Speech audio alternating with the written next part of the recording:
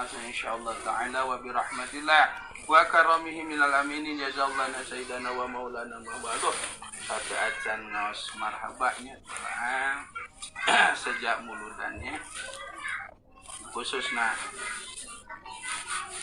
kamu Sobibul Bet mate kumula kamu urang sadayana kertegen dina mana sejang dingah kana sumpingna sasih kelahiranana Kangjeng Nabi Muhammad sallallahu alaihi wasallam sareng ngiring dingah kana dilahirkeunana Kangjeng Nabi Muhammad sallallahu alaihi wasallam ados geuning sakumana katerangan kitab Madarijus Su'ud ku nembe ngiring bingah nage janten fadilah luar biasa eta we Abu Jahal rakana Said Abdullah eta Said Abdullah teh ramana Kangjeng Nabi diwartosan dina dinten kadua Kangjeng Nabi dilahirkeun ku bingah-bingahna tuk dugikeun ka Riki anu kalitang berhargana nyata amat diperdekakeun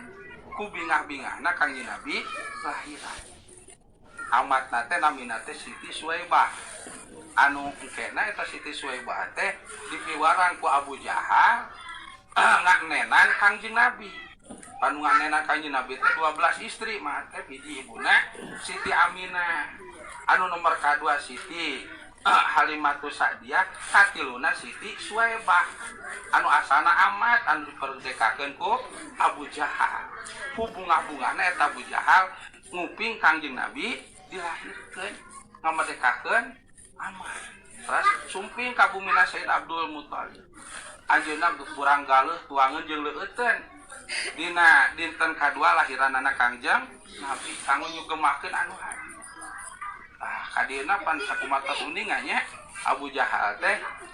pan jadi jama kafir pupusna oge kafir tah pupusna Abu Jahal teh nyaeta satos perang Badar ku teu damang wales teu damang repot ngan bauna kacida gitu keur teu damang komo teh pupusan duikeun ka di kuburna oge eta Abu Jahal teh ditimulan ku batu janten ngagunung batu kitu mah teh da aya anu murahkeun ditimul ku batu ku bakal ku teu kiat-kiatna ku angse bau tina jasadna Abu Jahal ku ngewa ka Kangjeng Nabi ta satosna mah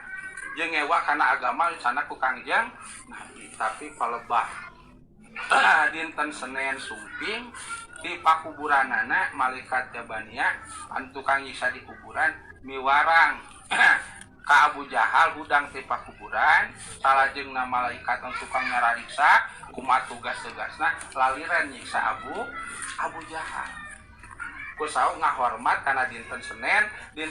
teh dinten kelahiran Kangjeng Nabi itu Abu Jahal teh orang ngecrokan ramo-ramo pananganana bari ieu cai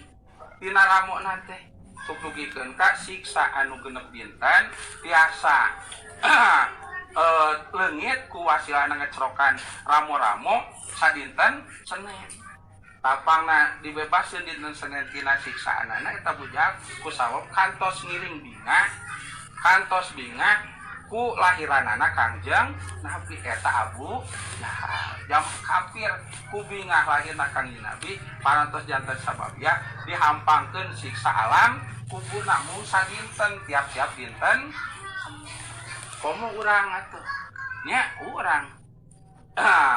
lahir ti burama Islam otomatis putrana oge jadi jama Islam itu salajengna urang bila mana sumping sasi mulut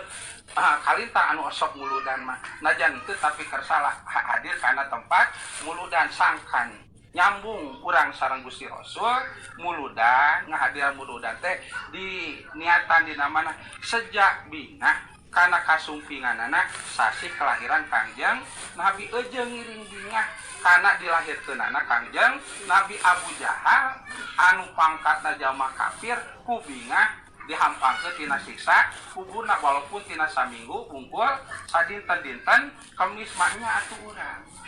itu lain jalma kafir urang mah kuasilah ngarosin bingah sugan jeung sugan we di pakuburan teh henteu disiksa ku saos ngarosin bingah kana kelahiran Kangjeng Nabi justru kenging sapati Kangjeng Nabi Nuroya tala la usana